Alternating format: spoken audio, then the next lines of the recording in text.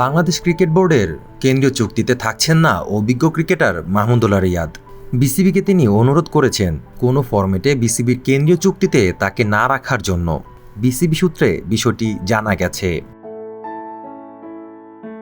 এর আগে বিসিবি 22 জনের নাম প্রস্তাব করে কেন্দ্রীয় চুক্তির খসড়া তালিকা প্রণয়ন করেছিল বলে জানা যায়। বিসিবির সর্বশেষ সভায় ওই কেন্দ্রীয় চুক্তি পাশ হওয়ার কথা ছিল। সেখানে নাম ছিল 39 বছর বয়সী মাহমুদুল্লাহর। তাকে বি ক্যাটাগরিতে রাখা হয়েছিল।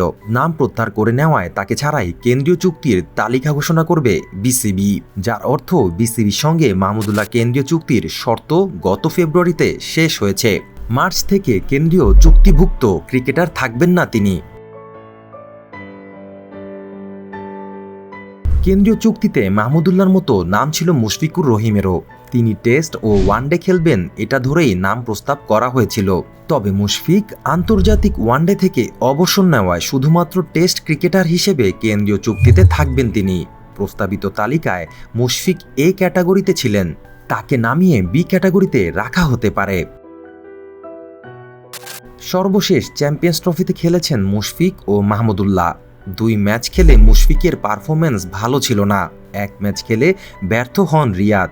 চ্যাম্পিয়ন্স ট্রফির আসরেই তাদের বিদায় বলার গুঞ্জন ছিল। তবে মুশফিক দেশে ফিরে ওয়ানডে থেকে অবসর ঘোষণা করলেও রিয়াদ তেমন কিছু করার ঘোষণা দেননি। জানা গেছে টেস্ট ও টি20-র মতো ওয়ানডে ফরম্যাটেও মাঠ থেকে ছাড়তে চান রিয়াদ। তাতে সমর্থন আছে বিসিবিরও।